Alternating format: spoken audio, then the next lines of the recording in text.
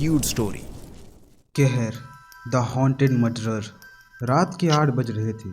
जनवरी का महीना था, जिसके कारण ज़्यादातर लोग अपने घरों में ही रजाई ओढ़े हुए थे। सीमा भी अपने घर में बैठे टीवी देख रही थी। सीमा की उम्र लगभग 24 वर्ष के आसपास थी। अभी सीमा टीवी पर सास बहू का नाटक देख रही थी। अचानक उसकी फ़ोन की रिंग बजी। फ़ोन का रिंग बजते ही मानो सीमा ने बोरा सा मुँह बनाया, जैसे मानो किसी ने उसे जबरदस्ती करेले का जूस पिला दिया हो। उसने देखा फ़ोन उसके बेस्ट फ्रेंड पूजा का आ रहा था। सीमा ने जल्दी से फ़ोन रिसीव किया। सीमा, प्लीज़ यार, जितना जल्दी हो सके मेरे घर आ जा। मेरे मम्मी पापा किसी शादी में गए हुए हैं और मुझे बार बार ऐसा लग रहा है जैसे मेरे घर में कोई है। पूजा ने ऐसा कहा। यार, तू कहीं पागल तो नहीं हो गई है? इतनी पढ़ी लिखी होने के बावजूद भी अनपढ़ों जैसे बात करती है। आज के ज़माने में भी कोई भूत वूत नहीं होता, ठीक है? पूजा की दहशत में डूबी हुई आवाज़ आई। सीमा, माँ कसम यार, मुझे पूरे घर में पायल की आवाज़ आ रही है, जैसे जैसे मानो हमारे घर में कोई लड़की पायल पहनकर घूम रही है। तू तो यार सच में पागल ही हो गई है। तभी दूसरी तरफ से पूजा की जोरदार चीख सुनाई दी। पूजा, पूजा, क्या हुआ पूजा? पूजा कुछ बोल क्यों नहीं रही है? वो कई बार बोली, लेकिन फ़ोन तो कब का कट हो चुका था। सीमा ने जल्दी से पूजा को फ़ोन मिलाया, लेकिन पूजा का फ़ोन तो बंद आ रहा था। सीमा की हालत बहुत ख़राब हो गई थी। सारा बदन पसीने पसीने हो गया था। अब सीमा को पूजा की बहुत चिंता हो रही थी। उसने टीवी को जल्दी से बंद किया और अपने कार की चाबी ली और अपने घर के बाहर दरवाजे के पास पहुंची ही थी कि उसकी मम्मी के पीछे से आवाज़ आई। बेटा, सीमा इतने ठंड में और इस समय कहाँ जा रही हो? मम्मी, अभी पूजा का फ़ोन आया था। उसको अपने घर में डर लग रहा है, इसलिए कह रही थी कि तू आजा थोड़ी देर के लिए, जब तक मम्मी पापा नहीं आ जाते। ठीक है, पर जल्दी आ जाना। हाँ ठीक है मम्मी। सीमा जल्दी से अपने कार में बैठी और कार को उड़ाती हुई ले गई। इस समय सीमा को यह डर सता रहा था कि कहीं पूजा को कुछ हो तो नहीं गया है। सीमा ने पूजा के घर के आगे अपनी कार को पार्क की और जल्दी से भागते हुए दरवाजे के पास पहुंची। दरवाजे पर हाथ मारते ही दरवाज़ा पहले से ही खुला हुआ था। सीमा की सांस बहुत तेज हो चुकी थी। मन में तरह तरह के विचार आ रहे थे। कांपते पैरों से सीमा ने गैलरी को पार किया। पूजा, पूजा कहाँ हो? पूजा देखो, मैं आ गई। पूरे घर में ऐसा सन्नाटा था जैसे किसी कब्रिस्तान में होता है। सीमा डरते डरते पूजा के कमरे की तरफ बढ़ी।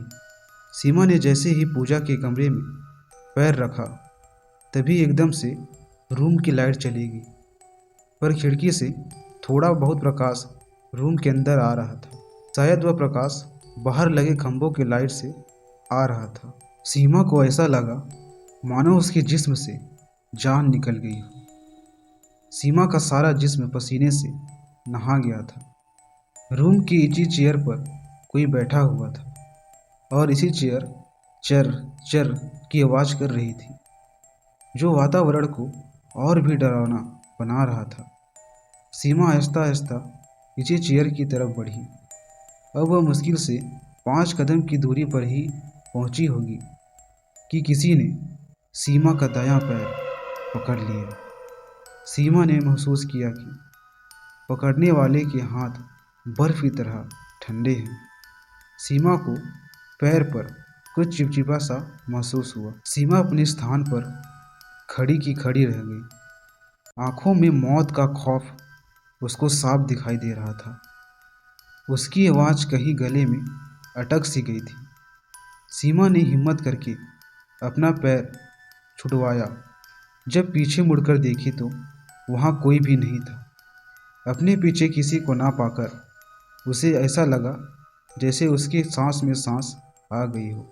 फिर सीमा सीधी हुई तो क्या देखती है कि नीची चेयर पूरी खाली थी। अभी थोड़ी देर पहले इस पर कोई था, पर अब कोई नहीं है। सीमा को बहुत डर लग रहा था। उसने सोचा एक बार पूजा मिल जाए तो मैं इस मनुष्य घर से निकल जाऊं। सीमा जल्दी से कमरे से बाहर निकलकर ड्राइंग रूम में आ गई। सीमा ने चारों तरफ देखा। पूरा ड्राइंग रूम खाली पड़ा है। यार, क्या करूं? ऐसा सोचकर सीमा ने ड्राइंग रूम के बीचों बीच खड़ी होकर आवाज़ लगाई, पूजा, पूजा। आवाज़ पूरे घर में गूंज उठी क्योंकि सारा घर खाली था। फिर अगले पल अचानक मेन डोर की बेल बज उठी। सीमा ने अपने फ़ोन की टॉर्च ऑन की और मेन डोर की तरफ बढ़ी। डरते डरते सीमा मेन डोर के पास पहुंची और मेन डोर ओपन किया। तभी सीमा को मेन डोर से किसी लड़की की गुर्राने की आवाज़ सुनाई दी। सीमा ने फ़ोन की टॉर्च को ड्राइंग रूम की तरफ कर दिया। सामने ड्राइंग रूम के बीचों बीच एक लड़की खड़ी हुई थी जो ऊपर से नीचे सफ़ेद कपड़े पहने हुई थी। सीमा ने जैसे ही उस लड़की को देखा तो उसकी आंखें फटी की फटी रह गई। एकदम से उस लड़की ने सीमा की तरफ दौड़ लगा दी। सीमा जोर से चीखी और डर के मारे अपने दोनों आंख बंद कर ली। अगले ही पल किसी ने मेन डोर ओपन किया और उसमें से एक युवक अंदर आया। उसने देखा सीमा दीवार के सहारे खड़ी है। उस युवक ने सीमा को आवाज़ दी, सीमा, तुम चीखी क्यों? उस युवक ने कहा। जैसे ही सीमा ने उस युवक की आवाज़ सुनी तो उसके जान में जान आई। देव, तुम कब आए? जब तुम चीखी तभी आया था। मैंने सोचा पता नहीं क्या हो गया। सीमा ने काफ़ी देर बाद महसूस किया कि ड्राइंग रूम में लाइट आ चुकी है। देव, यहाँ ड्राइंग रूम में बीचों बीच एक लड़की खड़ी थी। दोनों हाथ खून से सने हुए थे। वो लड़की मेरे तरफ भागकर आ रही थी। तभी डर के मारे मेरे मुंह से चीख निकल गई। देव सारी बात सुनकर बोला, सीमा, तुम कहीं पागल तो नहीं हो गई हो? आज के ज़माने में कोई भूत प्रेत नहीं होते हैं। मेरी बात का यकीन करो देव। कैसे करूं? इस दुनिया में भूत नाम की कोई भी चीज़ नहीं होती है। देव, मैं भी नहीं मानती थी कि भूत प्रेत जैसी कुछ भी चीज़ होते हैं, पर आज मैंने अपनी आंखों से देखा और खुद महसूस किया इन चीज़ों को। पर सीमा, तुम यहाँ पूजा के घर क्या कर रही हो? देव को सीमा ने पूजा के साथ हुई सारी बात बता दी, जिससे सुनकर एक बार तो देव भी परेशान हो गया। उसका भी दिमाग काम नहीं कर रहा था, क्योंकि जितना देव सीमा को जानता है वह इस हिसाब से सीमा भूत प्रेत में विश्वास नहीं करती थी। देव सोचते हुए बोला, सीमा, तुमने पूजा का फ़ोन ट्राई किया?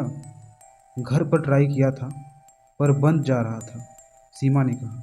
देव ने जल्दी से अपना फ़ोन निकाला और पूजा को मम्मी पापा को फ़ोन किया और यहाँ की सारी घटना को बता दिया। उसके बाद पूजा के मम्मी पापा शादी का प्रोग्राम बीच में ही छोड़कर अपने घर आने लगे। देव और सीमा ने दोनों ने मिलकर पूजा का पूरा घर छान मारा, पर पूजा का कोई भी नामो निशान नहीं मिला। सीमा, पूजा को पूरे घर में ढूंढ लिया पर वह कहीं नहीं मिली। सीमा भी सोच में पड़ गई, क्योंकि जब वह पूरे घर में नहीं मिली तब वह कहाँ गई। सीमा ने सोचा कि पुलिस को फ़ोन किया जाए, लेकिन भला आखिर उनकी बातों पर कौन विश्वास करेगा। तभी देव बोला, क्या करें, सारा घर तो छान मारा।